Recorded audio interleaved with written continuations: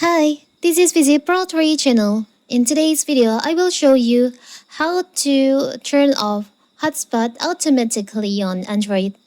Before you get started, don't forget to subscribe and turn on the notification to keep you updated about this channel. So let's go.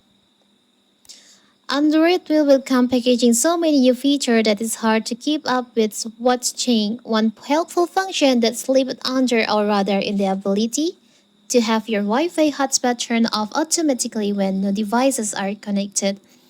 I don't know about you, but I'm always forgetting to disable my hotspot after using it.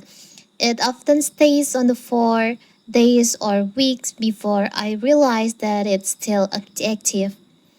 So in this video, I will show you how to turn off your hotspot automatically when there's no devices connected to your hotspot again. How to do it is so simple. So first, you can go to your settings on your phone. You can scroll down. You can go to portable hotspot. Now, you can see there is an option, turn off hotspot automatically. Turn off hotspot automatically when no devices are connected. You can just enable by tap on the toggle on here.